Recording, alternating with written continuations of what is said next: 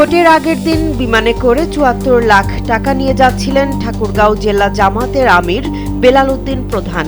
বিমানবন্দরে সেই টাকা জব্দ হওয়ার কয়েক মাস পর আদালতে টাকা ফেরতের আবেদন করেছেন তিনি। দাবি করেছেন এটি ছিল ব্যবসার টাকা।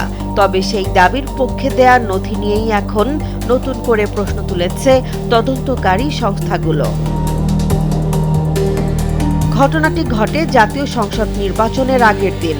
ঢাকা থেকে সৈয়দপুর বিমানবন্দরে পৌঁছানোর পর বেলাল উদ্দিন প্রধান ও আরেক জামাত নেতার সঙ্গে থাকা দুটি ব্যাগ তল্লাশি করে ৭৪ লাখ টাকা উদ্ধার করে পুলিশ।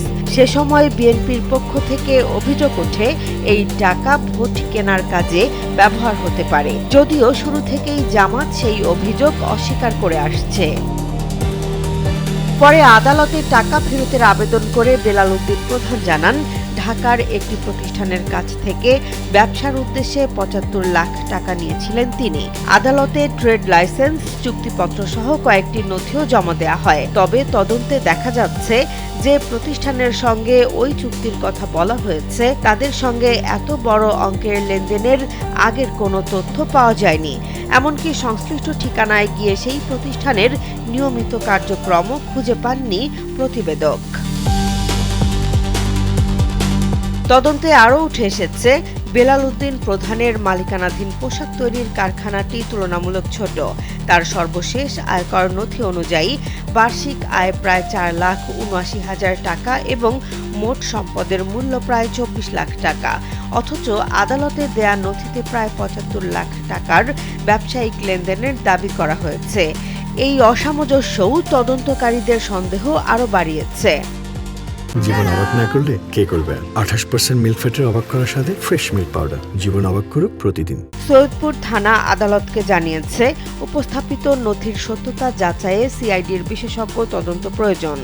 বর্তমানে সিআইডির ফিনান্সিয়াল ক্রাইম বিভাগ অর্থের প্রকৃত উৎস, চুক্তিপত্রের সত্যতা এবং টাকাটি কোনো অপরাধমূলক কর্মকাণ্ডের সঙ্গে যুক্ত ছিল কিনা তা খতিয়ে দেখছে। প্রয়োজনে চুক্তিপত্রের ফরেনসিক পরীক্ষাও করা হবে। এদিকে বেলাল উদ্দিন প্রধান কালবেলাকে জানিয়েছেন, বিষয়টি আদালতে বিচারাধীন।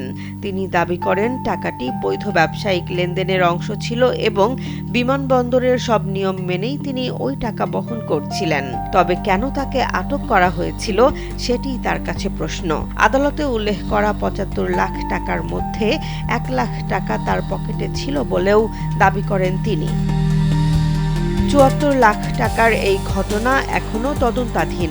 টাকাটি সত্যিই ব্যবসার জন্য নেওয়া হয়েছিল নাকি নির্বাচনের আগে অন্য কোনো উদ্দেশ্যে ব্যবহার হওয়ার কথা ছিল, সেই প্রশ্নের চূড়ান্ত উত্তর মিলবে সিআইডির তদন্ত প্রতিবেদন এবং আদালতের সিদ্ধান্তের পর। জেসমিন জাহান, কালবেলা।